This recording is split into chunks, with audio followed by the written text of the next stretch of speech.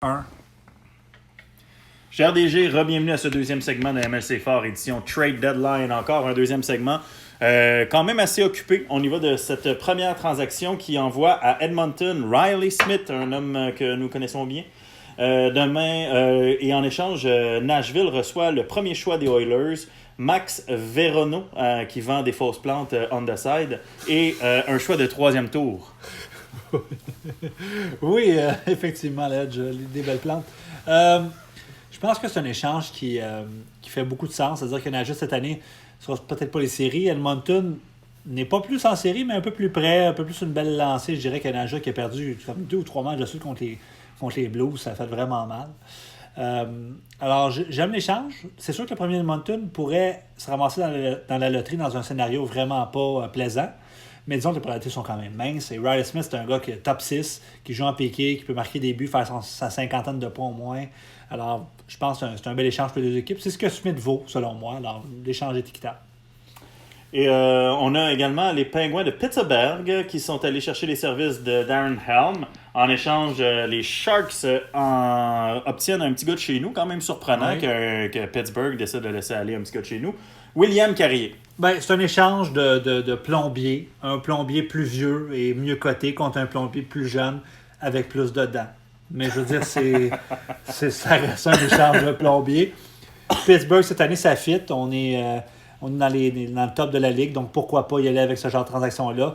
C'est drôle, hein? Pittsburgh dans le top de la ligue, ça a nausé fait cet échange-là. On aurait pensé l'inverse peut-être au début. Effectivement. Mais la chimie a bien pris à Pittsburgh et pas à San Jose. À San Jose, d'ailleurs, ils sont allés chercher un choix de 5e et 6e ronde en échange de M. Carpenter, qui est envoyé maintenant au New Jersey. Ben, Carpenter, c'est un joueur de centre de 4e ligne avec une bonne cote face-off, une bonne cote D. Puis, je ne sais même pas pour face-off, mais D assurément.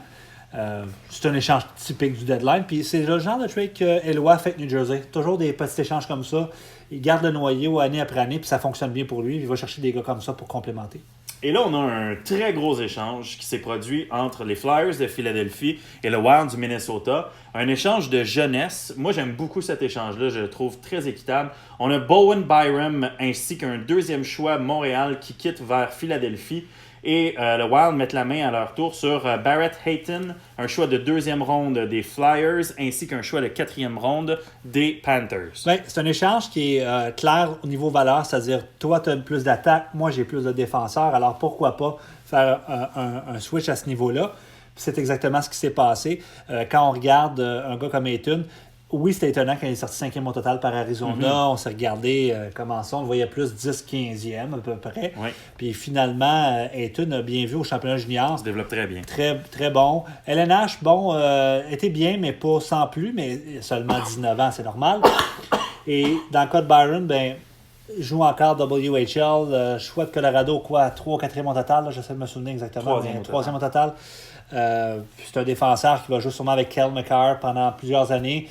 Disons... À moins qu'il se fasse échanger, parce qu'il est souvent dans les rumeurs de c'est vrai, hein, mais très complet. C'est pas un Cal McCarr au niveau offensif, c'est plus un all-around. Ce qui cadre bien. Puis lui est gaucher, McCarr est droitier, donc je les vois les deux ensemble pendant longtemps. Ce que j'aime, c'est pour compenser le fait, je pense que Byron a peut-être une valeur un peu plus haute que Ayton. On était chercher le 2e Philadelphie du côté Minnesota, qui est pratiquement un choix premier round, sûrement top 35, top 40 au pire. Puis un choix de 4e ronde en plus, versus le choix de 2e ronde de Montréal qui doit être 50e peut-être. Alors vraiment, il y a quand même une coche entre le début de la 2e et la fin de la 2e au niveau valeur. Alors j'aime bien ça comme compensation. Je pense que c'est exactement ça que j'aurais demandé comme rajout. C'est un bel échange les deux équipes, un échange équitable et intéressant. C'est le genre de transaction que sur le forum, je pense pas qu'il y aurait tellement de réactions parce que ça va sonner bizarre, mais quand un échange est aussi égal que ça fait quasiment comme, ça passe comme dans du beurre. Exact. Alors, vraiment, bravo les gars. Bel échange de hockey. Et finalement, on a Julien qui a échangé TJ Oshie aujourd'hui. Incroyable. Après l'avoir mis disponible depuis si longtemps. La Caroline met la main sur Ryan Bazinga. Oui. Tyler Bozak est le premier choix des Islanders de New York. En échange, les Islanders mettent la main sur TJ Oshie, Alex Steen, un choix de 5e et 6e tour. Premièrement, on tient à remercier Dave Islanders, Dave Bergeron, d'avoir été chercher TJ Oshie. Comme ça, c'est terminé le forum avec le joueur disponible de TJ Oshie. C'est fini. plus sérieusement, je pense que Julien était cherché le maximum qu'il pouvait pour TJ Oshie, parce que Dzingel, c'est quand même un joueur qui peut marquer pas loin de 40 à 50 points. Tyler Bozak, bon, c'est un vétéran peut-être au bout du rouleau, mais quand même qui a des cotes. Puis le premier Islanders, ben, c'est un choix premier round pour TJ Oshie, c'est bien. Puis en plus, on a Dzingel. Et Alex Steen, bon, si on regarde l'échange, disons que Oshie vaut le premier et un peu plus. Ben, je pense que Dzingel, clairement, vaut plus que Steen. Et le 5-6e, bon, c'est, je veux dire... C'est Bozak. C'est Bozak, oui. Ouais. C'est à peu près ça, c'est Bozak. Alors, bel échange pour les deux équipes. J'aime ce que la Caroline va chercher pour TJ Oshie. J'aime bien. En même temps, l'Islanders, le noyau qu'on a avec les Brent Burns et Eric Carlson qui ralentit un peu, ben, je pense qu'on doit aller chercher, si on veut aller chercher le championnat à nouveau. C'est un échange qu'on devrait se faire, donc c'est bien. Non, c'est beau, beau trade, les boys. Et comme dernière transaction de ce deuxième segment, on a les Sabres de Buffalo qui mettent la main sur Jack Campbell, récemment acquis par les Leafs LNH. Et le Wild du Minnesota mettent la main sur un choix de 3e ronde, un deuxième choix de 3e ronde, un choix de 4e ronde, un choix de 5e ronde et Casey DeSmith. Moi, je trouve cet échange-là pour Buffalo, c'est un échange typique Buffalo. C'est-à-dire, à date, on a échangé tous nos choix l'année passée. Là, on échange nos choix l'année prochaine, les 4-5, plus 3 de cette année, les deux troisièmes choix. C'est une tendance qu'on voit, mais ça fonctionne. Les joueurs qu'on a été chercher contre des choix font en sorte que Buffalo est dans le top de la ligue. Alors, c'est dur de critiquer ça. Jack Campbell, c'est un joueur qui, l'année passée, a gaulé pour 930.